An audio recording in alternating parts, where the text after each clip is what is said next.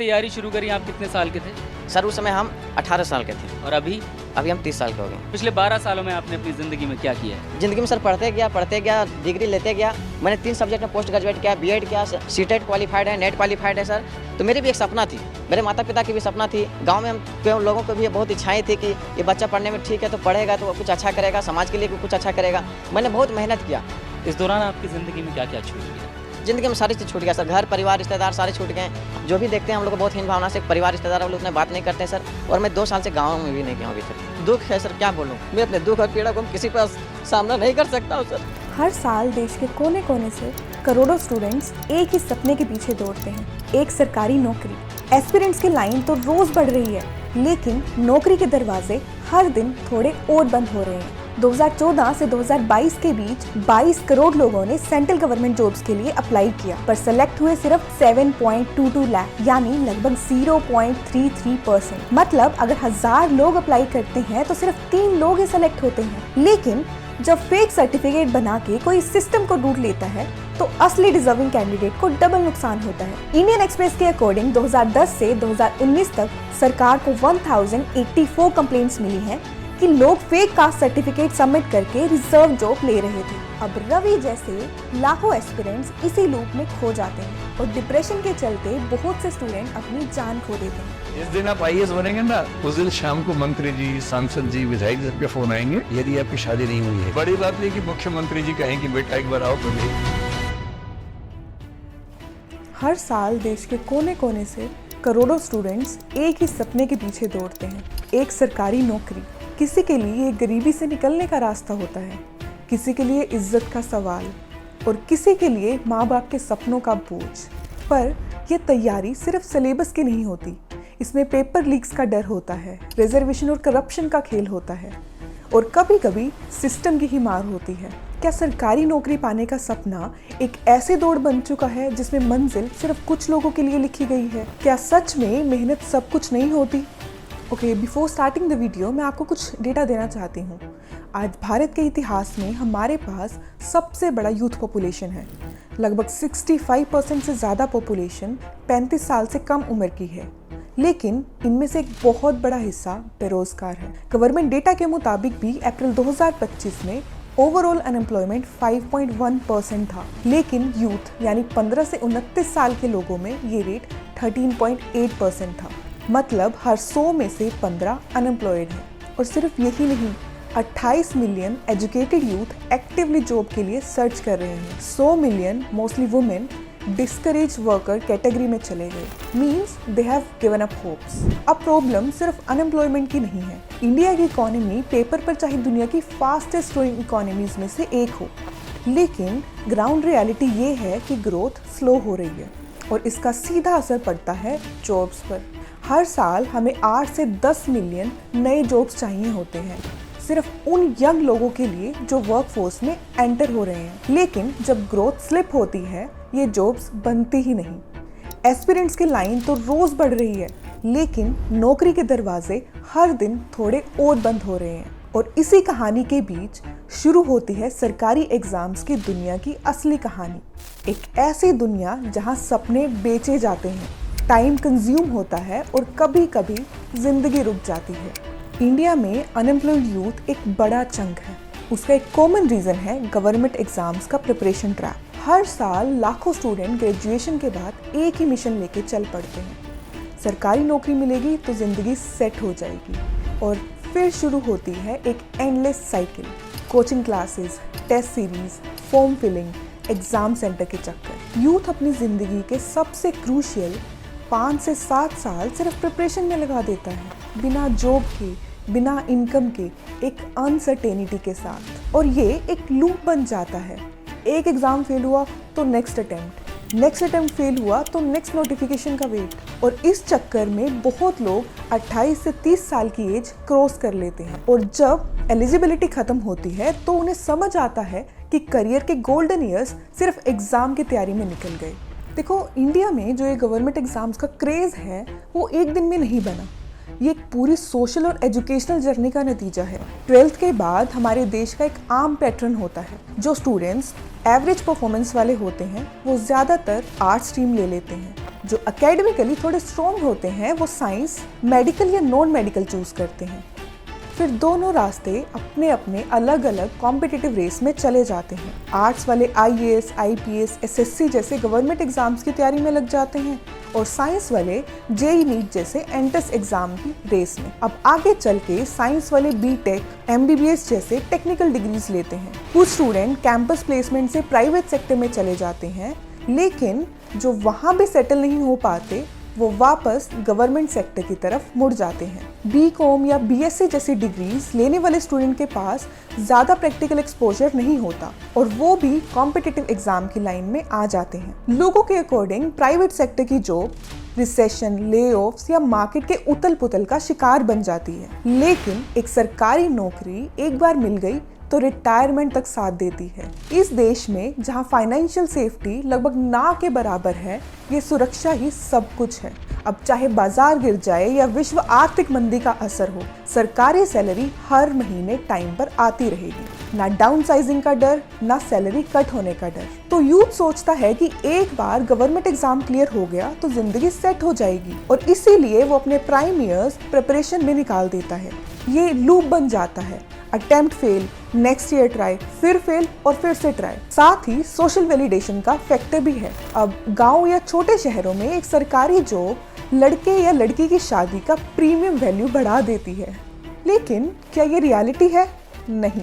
Welcome to the world of reality. चलिए एक story से समझते हैं। रवि एक छोटे से गांव का लड़का है जो बिलोंग करता है मिडिल क्लास फैमिली से। उसके फादर की एक किराना शॉप है जो हर महीने लगभग 15 से 20 हजार कमा लेते हैं। स्कूल से ही रवि को सिर्फ एक सपना दिखाया गया, सरकारी नौकरी, क्योंकि गाँव में जॉब का मतलब ही गवर्नमेंट जॉब होता है। इस दिन आप IAS बनेंगे ना, उस दिन शाम को मंत्री जी, सांसद जी, विधायक जी सबके फोन आएंगे यदि आपकी शादी नहीं हुई है। बड़ी बात नहीं कि मुख्यमंत्री जी कहें कि बेटा एक बार आओ कभी। और रवि को भी लगता है कि IAS, रेलवे या SSC जैसे गवर्नमेंट एग्जाम से ही उसकी जिंदगी बनेगी, लेकिन शायद वो इस बात से अनजान था कि हर साल करोड़ों स्टूडेंट गवर्नमेंट जॉब्स के लिए अप्लाई करते हैं, लेकिन सिलेक्शन वही चुनिंदा लोगों का होता है। 2014 से 2022 के बीच 22 करोड़ लोगों ने सेंट्रल गवर्नमेंट जॉब्स के लिए अप्लाई किया, पर सेलेक्ट हुए सिर्फ 7.22 लाख, यानी लगभग 0.33%। मतलब अगर 1000 लोग अप्लाई करते हैं तो सिर्फ 3 लोग ही सेलेक्ट होते हैं। और इन सालों में जो हाईएस्ट रिक्रूटमेंट थी सेंट्रल गवर्नमेंट पोस्ट के लिए वो था 2019-20, the year of Lok Sabha election. ये कोइंसिडेंस नहीं है, जब इलेक्शन आते हैं तब सरकार एकदम से रिक्रूटमेंट नंबर बढ़ा देती है। क्यों? क्योंकि यूथ के लिए एक डायरेक्ट मैसेज होता है कि देखो हम जॉब्स दे रहे हैं, वोट हमें ही दो।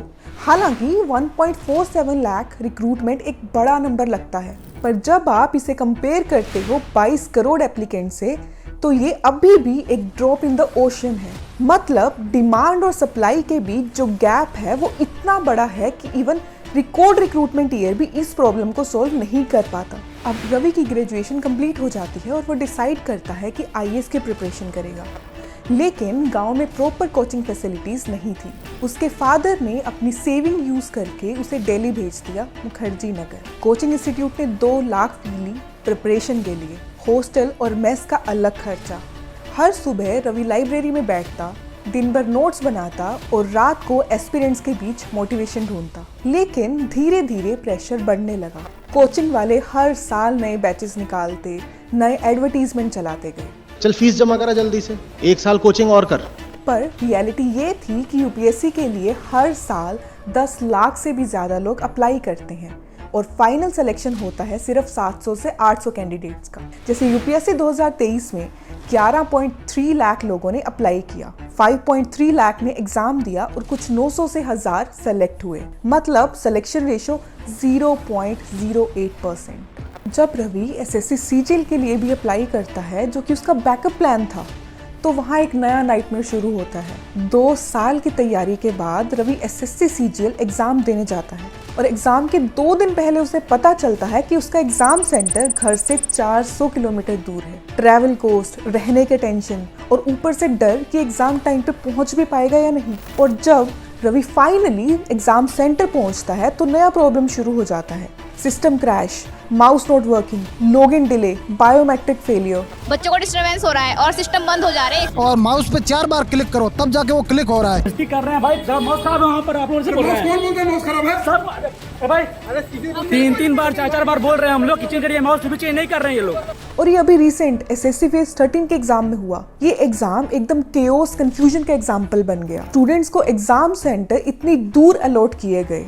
बिहार के स्टूडेंट्स को मध्य प्रदेश भेज दिया गया, उत्तर प्रदेश के स्टूडेंट्स को राजस्थान। अब इमेजिन करो, एक एस्पिरेंट जो साल भर तैयारी करता है, उसे एग्जाम देने के लिए रात भर सफर करना पड़ता है। और एग्जाम सेंटर्स की हालत, फैंस नहीं, ड्रिंकिंग वाटर नहीं, रफ शीट्स तक अवेलेबल नहीं थी, बेसिक सिटिंग अरेंजमेंट भी पैथेटिक थे। ये सब चीजें स्टूडेंट के लिए एक हॉस्टाइल एनवायरनमेंट क्रिएट करती हैं। ये जो दिख रहा है आपको, ये जंगल लग रहा होगा, पर जंगल नहीं है, सच्चाई तो ये है, ये एसएससी का एग्जाम सेंटर है। एग्जॉशन और डिस्ट्रेस के बीच उनसे बेस्ट परफॉर्मेंस एक्सपेक्ट करना कैसे फेयर है? और सबसे बड़ी बात, इस एग्जाम को कंडक्ट कराने के लिए कॉन्ट्रैक्ट दिया गया था एडुकेटी। ये वही वेंडर है जिसको 2020 में सेंट्रल डायरेक्टरेट ऑफ ट्रेनिंग ने रिक्रूटमेंट एग्जाम कंडक्ट कराने के लिए इनएलिजिबल डिक्लेयर करके ब्लैकलिस्ट कर दिया था। और फिर भी 2022 में Madhya Pradesh teacher eligibility test, 2023 में एमपी पटवारी, सब में यही कंपनी थी। हर जगह वही कहानी, पेपर लीक्स, टेक्निकल ग्लिचेस और मिसमैनेजमेंट। फिर सवाल उठता है कि अगर एक कंपनी का इतना कंट्रोवर्शियल ट्रैक रिकॉर्ड है,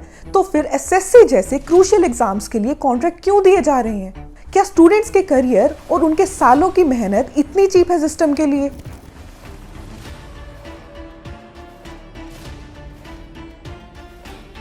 ये सिर्फ एक एग्जाम की बात नहीं है, ये एक पैटर्न है सिस्टमिक नेग्लेक्ट का, जहां स्टूडेंट की वेलफेयर सेकेंडरी हो जाती है और ब्यूरोक्रेटिक इंडिफरेंस और प्राइवेट प्रॉफिट प्राइमरी बन जाता है। गवर्नमेंट जॉब्स के लिए ये एग्जाम्स सिर्फ टेस्ट नहीं, लैक्स ऑफ यूथ के लिए उनके सपनों का रास्ता है। और जब स्टेट अकाउंटेबिलिटी के बिना ऐसे वेंडर्स को कॉन्ट्रैक्ट देता है, तो असली प्राइस स्टूडेंट को देना पड़ता है, अपने पैसे, अपना टाइम, अपनी मेंटल हेल्थ और अपने सपने खोकर।